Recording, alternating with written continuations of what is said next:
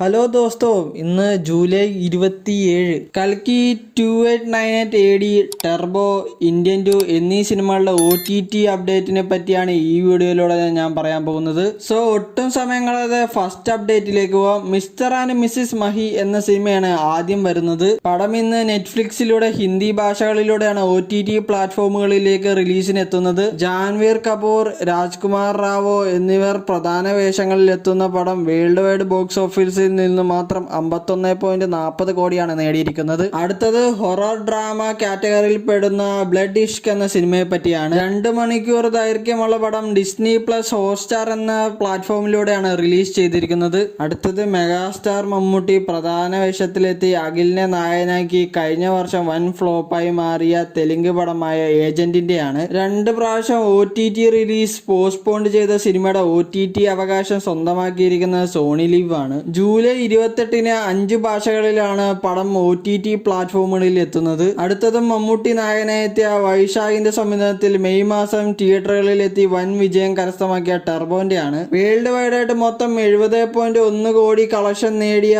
പടത്തിന്റെ OTT അവകാശം സ്വന്തമാക്കിയിരിക്കുന്നത് Sony live തന്നെയാണ്. പടം ഈ വരുന്ന ഓഗസ്റ്റ് 9 സോണി ലിവ് എന്ന പ്ലാറ്റ്ഫോമിലൂടെ തന്നെയാണ് റിലീസ് ചെയ്യുന്നത്. അടുത്തത് കൂടുതൽ ആൾക്കാർ ആവശ്യപ്പെട്ടിട്ടുള്ള പ്രഭാസ്, അമിതാഭ് ബച്ചൻ, ദീപിക പദുക്കോൺ എന്നിവർ പ്രധാന വേഷങ്ങളിലെത്തി തിയേറ്ററുകളിൽ വൻ വിജയമായി മാറിയ കൽക്കി 2898 ADന്റെ ആണ്. മൊത്തം 6 ഭാഷകളിലായി എത്തിയ പടം വേൾഡ് വൈഡ് ബോക്സ് ഓഫീസ് കളക്ഷനിൽ നിന്ന് നേടിയിരിക്കുന്നത് 1100 കോടിക്ക് മുകളിലാണ്. സിനിമ എന്ന് OTT പ്ലാറ്റ്ഫോമുകളിൽ എത്തുമെന്ന് ഇതുവരെ അപ്ഡേറ്റ് ഒന്നും ലഭിച്ചിട്ടില്ല.